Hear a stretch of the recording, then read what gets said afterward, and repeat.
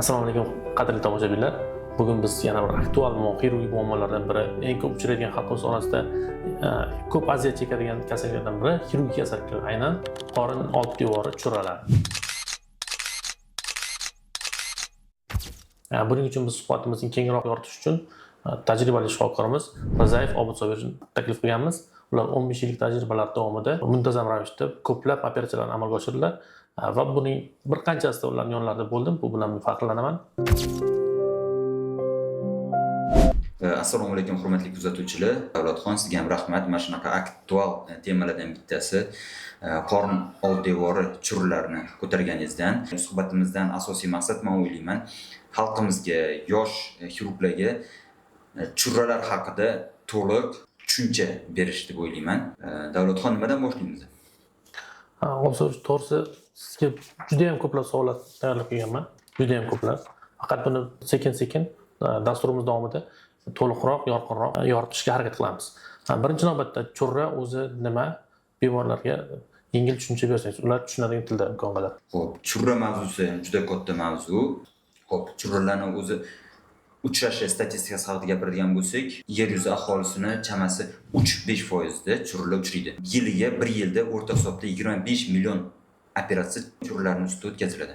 Bu bo'lishi mumkin traditsion usulda, ya'ni kesmalar bilan, bu bo'lishi mumkin laparoskopik, hozirgi kunda zamonaviy usulda o'tkaziladigan churralarda bo'lishi mumkin. Xo'p, churralarning qanaqa turlari bor? Qorin old devori haqidagi churralar, ya'ni grijlar haqida gap ketyapti.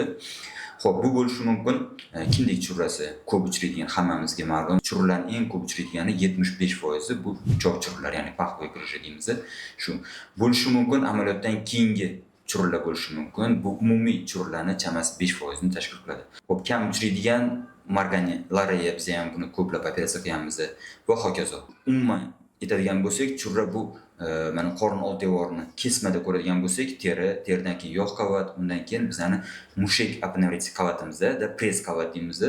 O'sha sohadagi, ya'ni press qavatimizdagi tabiiy kichkina teshiklar, masalan, kindik sohasida yoki choq sohasida boyagi tabiiy teshiklarni qorin old devorini boyagi press qavatimizning nozikligi sababli kattalashib ketishi natijasida ichki a'zolarni boyagi teshikdan tashqariga chiqishi, ya'ni terin tagiga chiqishi bu churra deyiladi. Churralarni asosan ikki guruhga bo'ladigan bo'lsak, ya'ni asoratlangan va asoratlanmagan. Ya'ni bemorda og'riq bergan churralar, hali og'riq bermagan churralarning belgilari bor-da. Mana shu paytda bemorlarda hali agar bizni videomizni hozir ko'rib turgan bemorlar agar churrasi bor bo'lsa, demak ularda hali asorat bermadi. Ya'ni siqilish asorati bermadi. Chunki agar siqilish asorat berganda 6 soatdan 24 soat orasida bemorlar o'zi murojaat qilgan bo'lardi. Ular hozir bizni bemalol tarzda ko'rmayotgan bo'lishi mumkin. Katta ehtimollik bilan. Shuning uchun biz hozir ko'proq birinchi asoratlanmagan churralar haqida gaplashsak-da, keyin oxirida asoratlangan churralar haqida gapirsak. Odatda churra birdaniga paydo bo'lib qolmaydi. Lekin faqat son churrasi haqida aytadigan bo'lsak, son churrasida birdaniga paydo bo'ladi, birdaniga qisiladi. Bu o'ziga xosligi. Xo'p, qolgan churralar odatda sekin boyaga aytganimizdek tabiiy teshiklar kichkina aytaylik 1 sm, yarim sm bo'ladi. Vaqt o'tgandan keyin kattalashib boradi. 2 sm, 3 sm va hokazo. U kichkinalik davrida aytarli bezovta qilmaydi. Aytarli. Bu o'sishiga, katta bo'lishiga bu vaqt kerak. Kimlardadir bir hafta, 10 kun, kimlardadir 1 oy, 2 oy, kimlardadir yillab, 10 yillab vaqt kerak bo'lishi mumkin. Bu paytda odatda bizani bemorlarimiz, bemor desak ham to'g'ri bo'ladi. Nima uchun? Chunki bu haqiqatan kasallik. Haqiqatan bu patologiya. Shuning uchun bemorlar desak ham bo'ladi. Bu davrda bemorlar aytarli vrachga murojaat qilishmaydi. Aksariyat holatda. Bu lekin noto'g'ri. Nima uchun? Sababi qisiladigan bo'lsa, bu holatda bemorni shoshilinch amaliyotga olish kerak. Nima uchun shoshilinch amaliyotga olish kerak? Haligi aytganimizdagi qorin old devoridagi press qavatdagi teshikdan churra chiqadi. Og'ir ko'targanda, yo'talganda, kuchanganda, chiqayotganda teri ostiga boyagi ichki a'zolar chiqadi-da, haligi ko'p qismi chiqib turib orqaga qaytib kirolmay qoladi. Bu holatda shoshilinch holat deymiz. Haligi kirib qolgan ichki a'zolar, bu bo'lishi mumkin ichaklar, bu bo'lishi mumkin charva, bu bo'lishi mumkin boshqa qorin bo'shliqdagi a'zolar qisilib qoladi. Qisilganda qon aylanishi buziladi. Qon aylanishi hammamizga ma'lumki, agarda shoshilinch ravishda qon aylanishi tiklanmasa, ya'ni girja, churra bartaraf qilinmaydigan bo'lsa, boyagi qisilgan a'zoni nekroziga olib keladi. Nekroz degani bu o'lishi, soddaroq aytadigan bo'lsak, bu holatda bitta operatsiya ikkita operatsiyaga aylanadi. Tinch paytida faqatgina churrani bartaraf qilish kerak bo'lsa, shoshilinch holatda nafaqat churrani bartaraf qilish kerak, balki qorni katta ochib turib, qisilgan a'zoni kesib tashlab, bir-biriga ulash, haligi yoki stoma chiqarish, mana sizning sohangiz, yoki umuman haligi ichki a'zolarda jiddiy amaliyot, operatsiya o'tkazishga to'g'ri kelishi mumkin. Shuning uchun bemorlarga kimdaki girja bo'ladigan bo'lsa, tinch paytida operatsiya qilishni tavsiya qilamiz. Qo'lda bir bemorimizni kasallik tarixidan ko'chirmasi. Endi ism shariflarini o'qimayman. 73 yoshli ayol kishi. Xo'p, asosiy kasallik bu yerda operatsiyadan keyingi qisilgan ventral churra 2003-yildagi bachadon ekstrapoziyatsida jarrohlik amaliyotdan keyingi holat va qisilgan organ ichak qovuzlog'i yashovchan emas deb topilgan. Va ular 7-aprel sanasida operatsiya bilan gernal laparotomiya, bitishmalarni ajratish, ingichka ichak rezeksiyasi va bir og'izli ileostoma chiqarish, qorin bo'shlig'ini sanatsiya qilish va drenajlash. Kuzatilgan asoratdan keyin o'tkir xirurgik amaliyotdan keyingi holat. Ana endi bularni keyingi tiklovchi rekonstruksiya operatsiya kutib turibdi. Videodan maqsad bemorlarimizda shu holatgacha bormasligini oldini olish. O'sha uchun yana bitta qo'shimcha savollardan murojaat qilmoqchiman. Grijani mana belgilarini hozir aytib o'tdik. O'sha asoratlangan, asoratlanmagan. Endi ularni asoratlari bo'lsa qanaqa bo'ladi? Faqat o'sha qisilgan a'zodan tashqari ham asoratlari bormi? Hayotga to'g'ridan-to'g'ri xavf soluvchi, ya'ni o'limga olib keluvchi asoratlari ham bormi? Mana shu narsalar bo'lsa, qanchalik o'lim xavfi yuqori? Churra siqilgandan boshlab 2 soat ichida operatsiyaga olish kerak. Bemorlar ba'zilari bor, balki tibbiyot muassasasida 2 soatdan ham uzoqroq masofalar yoki bo'lsa kimni xohlaydi, viloyatda bo'lsa boshqa viloyatga borib operatsiya qildirish xohlaydi yoki chet elga borib operatsiya qildirish xohlaydi. Xo'p, hozir bir nechta savollar bitta qilib tashladingiz. Bilaman siz hozirgi kunda stomalar bilan aktiv shug'ullanib kelyapsiz. Sizga kelayotgan bemorlar bu mana hozir aytib o'tgan bemoringiz ham bu bemorimizda xo'p, amaliyotdan keyingi churrani yoki qorni old devoridagi churrani vaqtida operatsiya qildirmasdan qisilishiga olib borgan, asoratlangan. Asoratlanganda ham shunaqa bo'lganki, bemor vrachga kech murojaat qilgan. Buni oqibatda qisilgan a'zo, ya'ni ichak qovuzlog'i nekrozi bo'lganda, shu sababli shu darajada bemor kech shifoxonaga, shifokorga murojaat qilganki, haligi ichak qovuzlog'ini kesib olib tashlagan taqdirda ham bir-biriga ulab bo'lmaydigan holatga kelib qolganligi sababli bemorimizda ichakni tashqariga chiqarib qo'yilgan, ya'ni ileostoma shakllantirilgan. Bemorimizda tabiiy yo'lda axlat kelmaydi. Bemorimizni keyingi rekonstruktiv operatsiyaga bu bemorimiz muhtoj. Ungacha bo'lgan davrda, ya'ni kamida 3 oydan 6 oygacha bemor boyagi axlati tashqariga chiqib turadi va shu narsa bilan chidab yurish kerak. Shu narsaga, shu holatga chidab yurish kerak. Bu girjalarni men aytmayman shu bu og'ir asorat deb, lekin bitta og'ir asoratlardan bittasi. Boyagi og'ir asoratlari bu bemorlarni hayotiga xavf solishi, ya'ni boyaga aytganimizdek, endi qo'pol qilib aytganda o'limiga sabab bo'lishida. Endi nima uchun o'limga olib keladi degan savolingiz bu to'g'ri savol. Shunaqaki, mana agarda haligi girja, ya'ni churra asoratlanmagan paytda operatsiya qilinsa, yosh katta bemorlarimiz bor. Yoki qanaqadir qo'shimcha kasalligi bor bemorlar bor, yurak, o'pka. Agarda ular shoshilinch operatsiyaga boradigan bo'lsa, u bemorlarni hech qanaqa tayyorlovga vaqt yo'q. Sabab nimaga? Sabab 2 soat ichida operatsiya qilinishi kerak.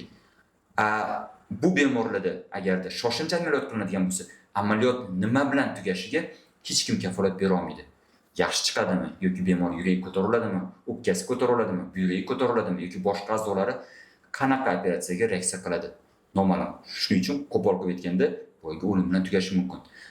Girjasi bor bemorlarga bizning tavsiyamiz haligi tinch paytida, asoratlanmagan paytda, bezovta qilmayotgan paytda, faqat shish holati bo'lib turgan paytda, ya'ni operatsiyani keraklicha vaqtida tayyorlab, yurak, boshqa a'zolarni quvvatlantirib, amaliyotni o'tkazishni tavsiya qilamiz. Haligi shoshilinch joyga borib, operatsiyani o'tkazgandan ko'ra rejali ravishda amaliyotni qildirish yaxshiroq. Hozirgi mana bu vipskadagi bemorimiz bu shoshilinch amaliyotga borgan. Shuning uchun bu bemorimizda boya aytganimizdek stoma shakllantirish bilan, ya'ni axlatni tashqariga chiqib turish bilan bemorimiz hayot saqlab qolingan. Savollarimiz eng yo'q kulminatsion tochkasidan bittasi davolash usullari. Oldingi va hozirgi davolash usullari farqlari bilan tushuntirib bersangiz. Ya'ni hozirgi biz davolash zamonaviy usullar deymiz, to'g'rimi? Oldin qanaqa edi? Zamonaviy emasmidi? Nega hozir traditsion usul deymiz yoki laparoskopik usul deb ajratyapmiz? Qanchalik o'rinli? Har doim ham laparoskopik usulda qilsa bo'ladimi? Churralarni davolash usuli, grijlarni davolash usuli faqatgina operatsiya. Konservativ, dori-darmon bilan yoki qanaqadir bandaj taqib yurish bilan bu grijani davolab bo'lmaydi. Sababi qorin old devorda teshik bor. Teshikni biron bir tabletka bilan yamab bo'lmaydi. Uni faqatgina xirurgik usul bilan bartaraf qilish mumkin. Xo'p, hozirgi kunda grijani kelib chiqish sababini biz aytdikki, qorin old devordagi boyagi press qavatni nozikligi, ya'ni mushak aponevrotik qavatni nozikligi deb topdik. Bunda nima sabab bo'lishi mumkin? Bemorni gipodinamiyasi, ya'ni kam harakat, aktiv hayot kechirmaydi. Semizlik, ma'lum, qorin old devor, mana unda qorin kichkinaligida, mana unda to'qimasi bo'lsa, semirgandagi qorin tortiladi va to'qimalar noziklashib boradi. Bu ham qorin old devor mushaklarini, aponevroz qavatini noziklashiga. Xo'p, bemorlarni ich qotishi. Ich qotadigan bemorlar doimli kuchanishadi, hojat uzoq o'tirishadi-da, boyaga aytganimizdek kindik sohasidagi, chop sohasidagi churralar tabiiy teshiklar kattalashib churraga o'tib ketadi. Bu teshiklarni yana o'zimiz ham savolimizga qaytamiz. Yamash usuli. Xo'p, oldin ko'proq har xil plastika usullari bor. Kindik sohasida meyo, sapeshka, leksor deymiz yoki chop sohasida jraspaskokoskiy, pastemskiy va hokazo qator usullar bor. Hozirgi kunda eng haligi aktuallardan bittasi bu yot modda setka qo'yishda. Hozirgi kunda grijani bartaraf qilishda, ya'ni boyagi tinch davrida hammaga aksariyat holatda setka qo'yiladi. Yosh boladan tashqari. Setka qo'ymasa, haligi nozik to'qimani ming plastika qilganingizda ham qaytalash ehtimolligi 20% gacha boradi. Grijlarning kelib chiqish sababi boyagi aytganimizdagi to'qima nozikligi, qorin old devordagi mushak aponevrotik qavatning nozikligi. Nozik to'qimani o'ziga plastika qilish yaxshi usul, lekin hozirgi kunda xo'p, grijlarning qayta chiqishiga, operatsiyadan keyin yana qayta chiqishiga, yana retsidiv berishiga sabab bo'ldi. Shuning uchun hozirgi kunda butun dunyo olimlari allogerniy plastika, ya'ni setch deganda protez deymiz, setka bilan mustahkamlash hozirgi kunda juda yaxshi yo'lga qo'yilgan. Xo'p, setka qorin old devoriga setka qo'yish, ya'ni grijlarni setka bilan allogerniy plastika qilish ham o'zini usullari bor. Ya'ni traditsion usul. Traditsion usul bu kesib qilinadigan usul. Bu ham aktual hozirgi kunda orqada qolgani yo'q. Lekin hozirgi kunda yana zamonaviy usullardan bittasi bu laparoskopik usulda churrani bartaraf qilish. Laparoskopik usulda degani teshiklar orqali qilinadi. Qorin old devordagi grijani joyiga qarab turib, o'zini maxsus belgilangan standart teshiklar bor. Teshiklar orqali 2 ta yoki 3 ta teshik orqali kiriladi. Haligi teshikni yopib, ichkaridan setka bilan mustahkamlab chiqiladi.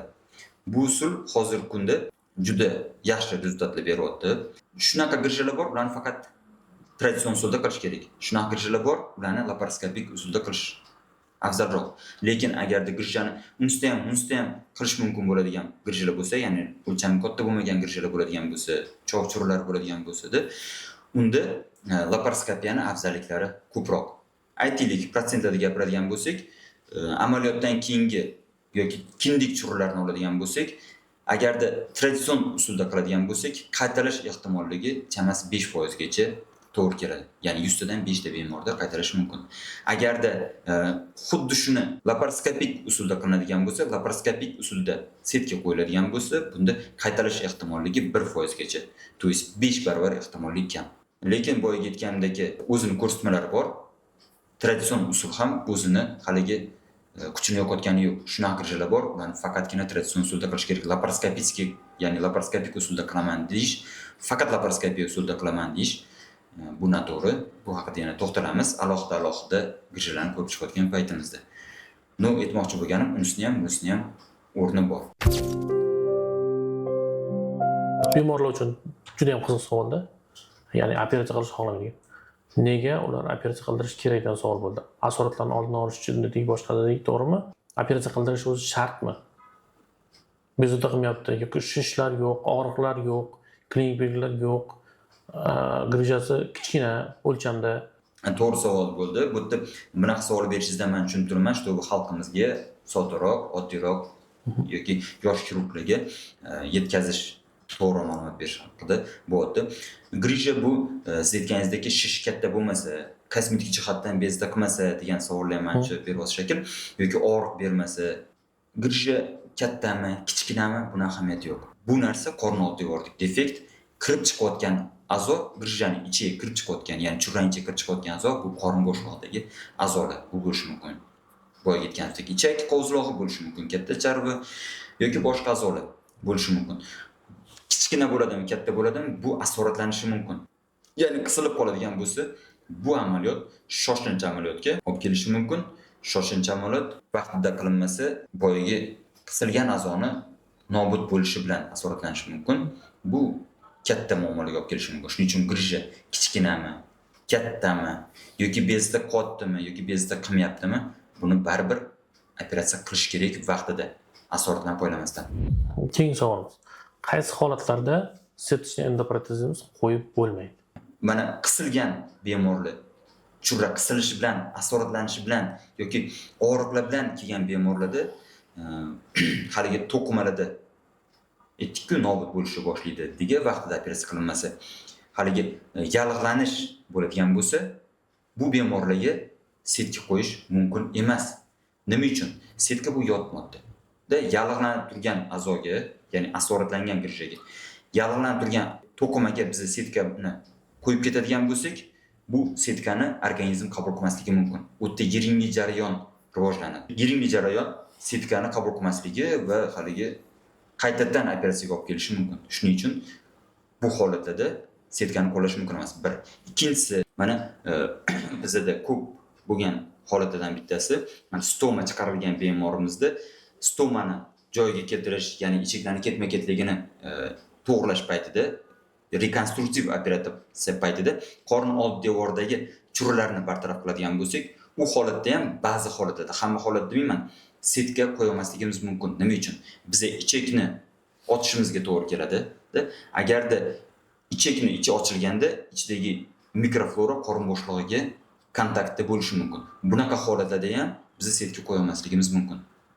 Ya'ni setka toza holatda qo'yiladi. Setka faqatgina toza holatda, to'qimalarda yallig'lanish bo'lmagan yoki qanaqadir infeksiyalar bilan kontakt bo'lmagan holatdagina qo'yiladi. Yana bitta katta tushunchalardan bittasi qimmat setka, arzon setka. Misol uchun hamma so'raydi, bizga yaxshi setka qo'yib bering deb so'raydi. O'shanda haqiqatan bizda ikki xil setka bor.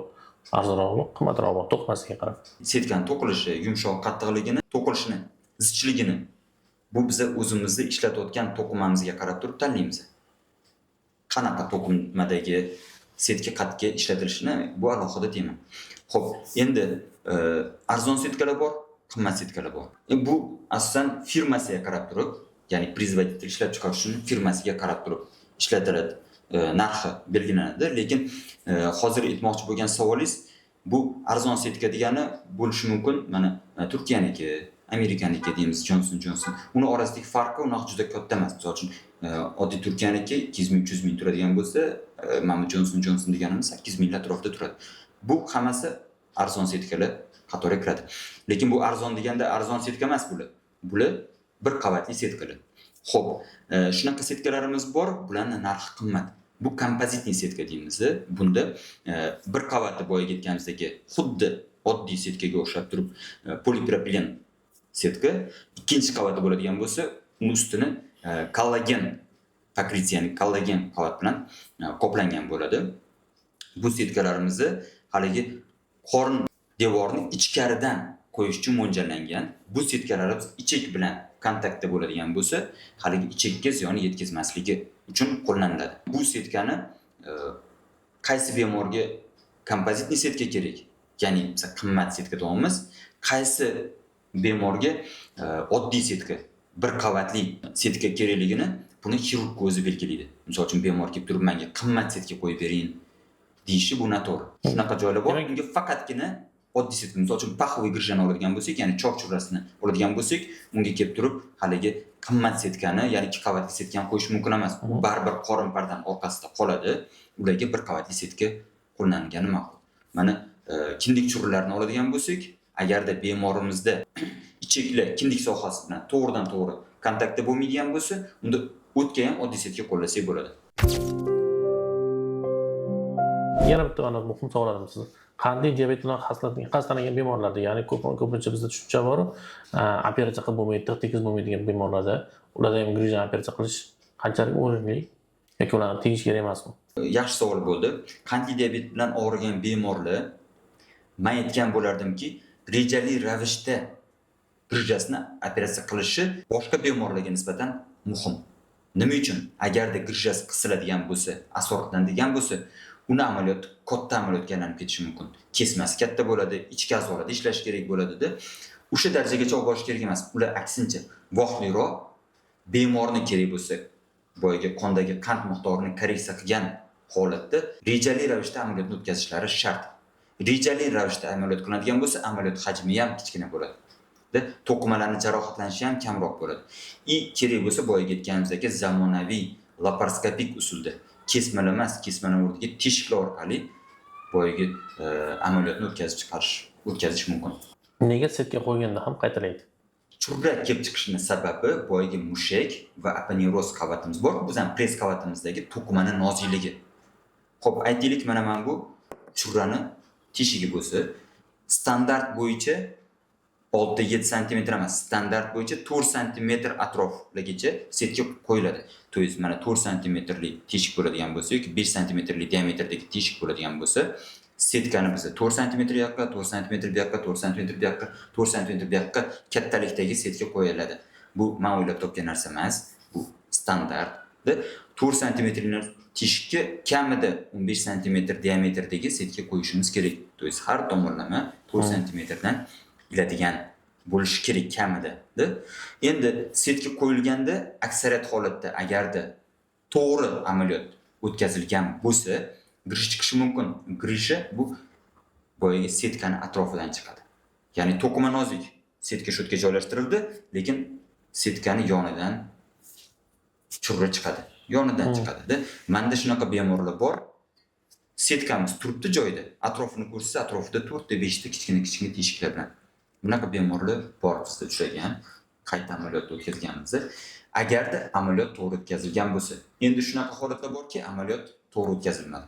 Yoki shunaqa holatlar borki, bemorlar amaliyotdan keyin biza buyurgan tavsiyalarni bajarmaydi. Ya'ni kamida 3 oydan 6 oygacha og'ir ko'tarmaslikka tavsiya qilamiz.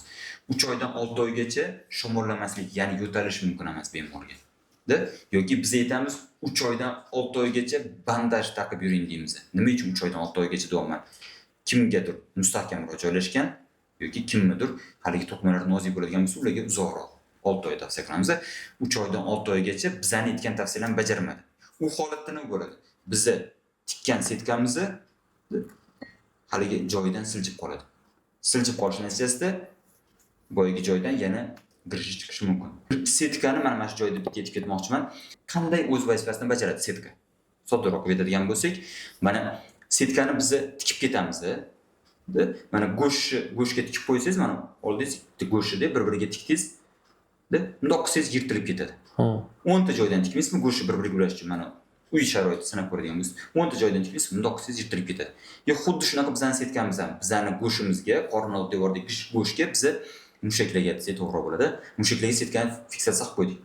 Bemorimiz aytaylik 80 kg. 80 kg vazn bilan nagruskani ko'taradigan bo'lsa, tabiiyki yirtilib ketadi. Nima uchun 3 oy davomida, kami 3 oy boyagi og'ir ko'tarmaslik, yo'talmaslik yoki bandaj taqib yurishi nima uchun? Sababi boyagi setka bilan mushaklar bir-biriga o'sib yopishib olish kerak. O'sha minimum, ya'ni minimal srok bu 3 oy. To есть to'qima bilan mushak bir-biriga jipslashib olish kerak, bir-biriga o'sib olish kerak. O'shandagina setka o'z vazifasini bajaradi. Bemorimizni 1 oydan keyin og'ir ko'taradigan bo'lsa, albatta u bizning choklarimiz yirtilib ketadi, yana qayta grish chiqaradi. Mavzumizga savolga qo'shimcha bo'lib ketdi hozir gapimizda. Sport bilan shug'ullanish qancha vaqtga ruxsat beriladi? Odatdagi sport, ya'ni badan tarbiya deymiz. Og'ir jismoniy mehnatlarga, albatta mana bunaqa joyi bor. Xo'p, bemorni o'zini umumiy holati. Agarda bemorni to'qimalari nozik bo'ladigan bo'lsa, mushak qavati nozik bilinadi-da.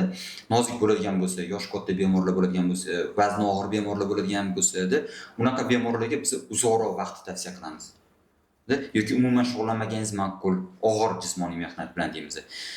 Lekin mana bunaqa girjasi, churrasi kichkina razmerda, o'zi ham baquvvat, mushaklari baquvvat, haligidagi bemorlar bo'ladigan bo'lsa, ularga aytishimiz mumkin 3 oy yoki 6 oy deb. U bemorni holatiga qarab turib individual yondashiladi. Xo'p, mana shu joyga bitta narsani aytib ketmoqchiman, kelib qoldi endi. Aytaylik, sportsmen odam, sport bilan muntazam shug'ullanib yuradigan odam. U bemorda girjasi bor, kindik churrasi bor. Unday bemorlarga biz sport bilan shug'ullanishni tavsiya qilmaymiz. Boyaga girjasini bartaraf qilmaguncha. Girjasini bartaraf qilgandan keyin, boyaga belgilangan 3 oy yoki 6 oy muddatdan keyin sport bilan shug'ullanish mumkin. Girjasi bor, choq sohasida girjasi. Yoki misol og'ir ko'tarib qo'ydi-da, o'ziga misol uchun kimgadir 20 kilo og'ir, kimgadir 50 kilo og'ir. Shu 50 kilodan oshiqni ko'tarib qo'ydi, boyaga sportsmen churra chiqib qoldi. Kindik sohasida yoki choq sohasida ularga biz og'ir sport bilan shug'ullanishni to'xtatishni buyuramiz, tavsiya qilamiz. Что girjasi qilib qolmasin, katta operatsiyaga o'tib qolmasin deymiz. Boyaga churrasini bartaraf qildiradi, ma'lum bir vaqt bizning tavsiyani bajarib yuradi, undan keyin xohlagan sport bilan shug'ullanish mumkin. Endi yana bitta muhim savoldan bittasi. Xo'p, girjani operatsiya qilmasa qanaqa asoratlari bor dedik. Operatsiyadan keyingi bo'lgan asoratlarni gapirib o'tdik, qaytarilish haqida qisman. Endi operatsiyani o'zini qanday xavf-xatarlari bo'lishi mumkin? Deylik, bemor operatsiyaga tayyorlanish kerak yoki operatsiya qildirish kerak. Uni qanday xavf omillari kutib turibdi? Imkon bo'lsa, shuni 40 yoshgacha, 40 yoshdan yuqorida bo'lib olsa, chunki yurak qon tomir kasalliklarini hisobga olgan holatda aytib o'tmoqchiman. Operatsiya bu har doim o'ziga yarasha riski bor. Bu bo'lishi mumkin xirurgik tomondan risklar bor, bu bo'lishi mumkin anesteziologik tomondan risklar bor va amaliyotdan keyingi davrdagi, erta davrdagi risklar bor. Bemorni rejali churra borligi bu amaliyotga ko'rsatma, xirurgik amaliyotga ko'rsatma. Yana boyagi savolga qaytamiz. Bemorni tinch paytida tayyorlab, hamma joyini rejali ravishda tekshiruvdan o'tkazib, yurak, o'pka, qon tomir hammasini tekshiruvdan o'tkazilsa, bu risklar uchrash ehtimolligi shuncha past bo'ladi. Lekin uchrash ehtimolligi yo'q emas.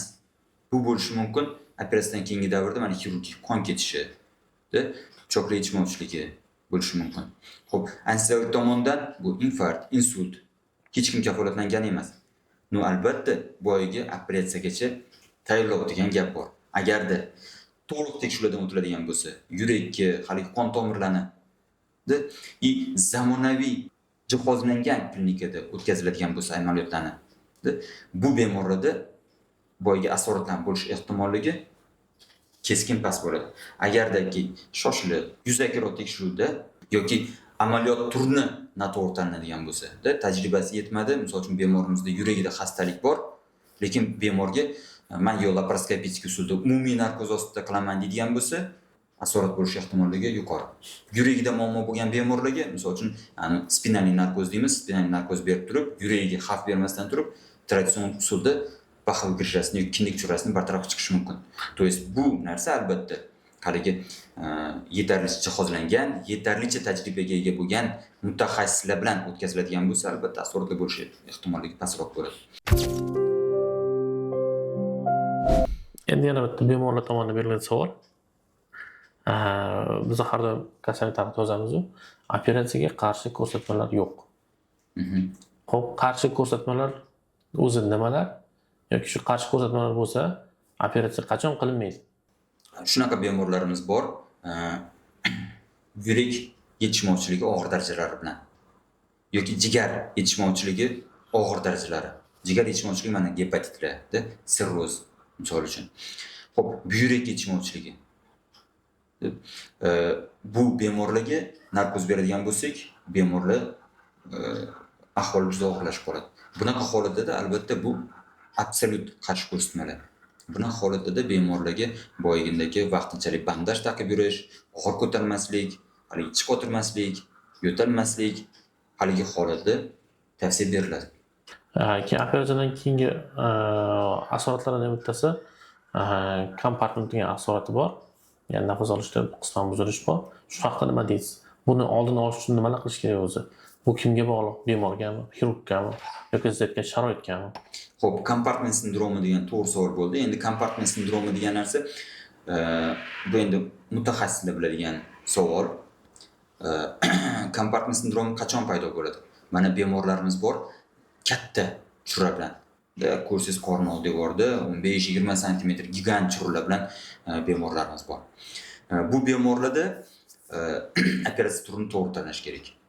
Setkani joylashtirishni to'g'ri tanlash kerak.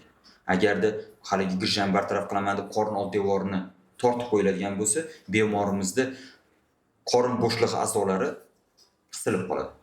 Natijada mana diafragma tepaga ko'taradi, o'pka, yurak siqishni boshlaydi. Mana shu sindrom kompartment sindromi deyiladi. Bunaqa bemorlarda boyagi churra plastikasini, allogerniy plastikani maxsus turlari bor. Inlay deymiz. O'sha usulda o'tkazish kerak.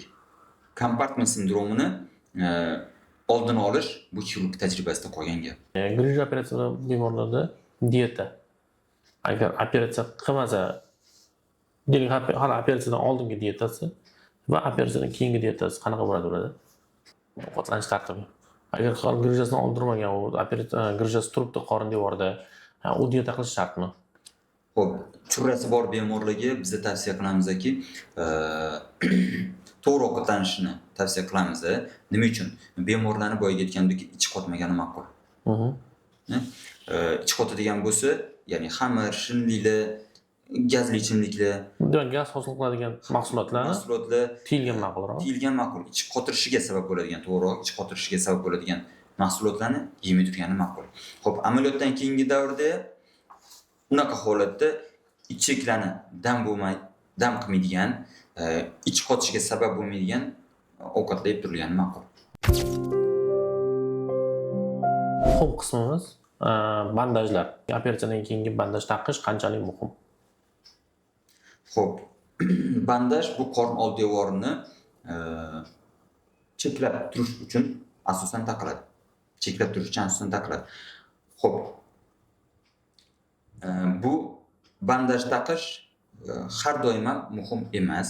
Buni operatsiya o'tkazgan xirurg belgilaydi. Agarda churra kichkina bo'ladigan bo'lsa, ayniqsa laparoskopik usulda qilinadigan bo'lsa, har doim ham bandaj taqishni tavsiya qilmaymiz. Lekin amaliyotda boyagi churra katta hajmli, qorin old devor to'qimalari nozik bo'ladigan bo'lsa, bunday bemorlarga biz bandaj taqishni tavsiya qilamiz.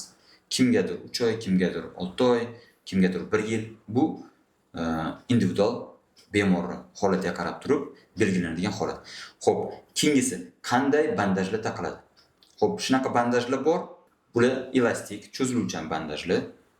Unaqa bandajlarni biz taqishni tavsiya qilmaymiz amaliyotdan keyingi davrda. Amaliyotdan keyingi maxsus bandajlar bor. Bular cho'zilmaydigan, ya'ni biz qandoq taqib qo'yadigan bo'lsak, o'sha holatda qorin old devorini ushlab turadigan, cho'zilmaydigan to'qimalardan yasalgan bandajlar. Soch qisman bandajlar to'g'ri kelmaydi. Aniq. Ko'p bemorlarda ko'rdim. Operatsiyadan keyin tiklanish davrida ko'p qaraymiz parvarishi bo'yicha. Soch qisman bandajlar keladi. Sochiqdan ustiga ilga qilingan o'rida ilga qilingan. U xohlagancha cho'ziladi. Xohlagan nafas olganingizda unda qorningizga qo'shilib borib keladi agar. Qisman boshida operatsiyadan keyin bemorlar o'zlariga olishi, og'riqlarni kamroq bo'lishi uchun choyshablardan foydalanamiz, biz ham, boshqalar ham. Lekin bu operatsiyadan keyingi bandajga kirmaydi. Shunaqasi ham bo'ladi. Shunaqasi. Aytib ketmasa bo'lmasadi. Ichimdan olib ketadi. Parastamol grijalar bartaraf qilish. Ya'ni bemorlarga har doim tushuntiraman. Agar bemorning keyingi rejalashtirilgan operatsiyasi yaqin vaqt ichida mo'ljallamagan bo'lsa yoki bo'lmasam stomasi bir umrlik bo'lsa, parastamol grijalarni operatsiya qilish kerak tavsiya qilaman. Ammo bemorlar setga qo'yish kerak. Bu paytda parastamol grijalarga albatta qaytarilmasligi uchun buni ham laparoskopik usulda amalga oshirsa bo'ladi. Hamma bemor buni bilmas ekan lekin. Buni bilmas ekan demoqchisiz-da. Ma'lumot juda kam ekan. Shuni sal to'liqroq Biz yozsangiz. stomalar bilan ko'p ishlaganligimiz uchun mana Davlatxon bilan parastomik grijlarni ham ko'plab bartaraf qildik. Parastomik grijlarni aksariyat holatlarda biz laparoskopik usulda amaliyotni amalga oshiramiz, to есть operatsiya o'tkazamiz. Afzalliklari nimada? Eng asosiy afzalliklardan bittasi bu setkani ichkaridan qo'yamiz. To есть setka kal bilan, ya'ni axlat bilan kontakti bo'lmaganligi sababli setkani yiringlab ketish ehtimolligi past. Bir. Ikkinchisi, parastomik grija bu stomani oldidan chiqqan churra. Agarda traditsion usulda qilinadigan bo'lsa, stomani oldida yara, jarohat paydo bo'ladi. Jarohatga axlat tushib bemorlarni qiynaydi. Ya'ni jarohatga axlat tushgandan keyin uzoq vaqt bitadi, yara og'riq beradi, yallig'lanish, haligidagi qo'shimcha jarohatli ko'payib ketadi. Shuning uchun laparoskopik usulda qilingani bu afzalliklari ko'p. Bemorlar ham oson ko'taradi. Boyagi laparoskopik usulda qo'yilgan setkani. Men o'ylayman, parastomik grijlarga ancha tajriba yig'ib qo'ydik. O'ylayman, Xudoga shukr, yomon natijalar bo'lmayapti. Yana bitta katta savollardan bittasi. Laparoskopik operatsiyani har doim bemorlarga maqtaymiz.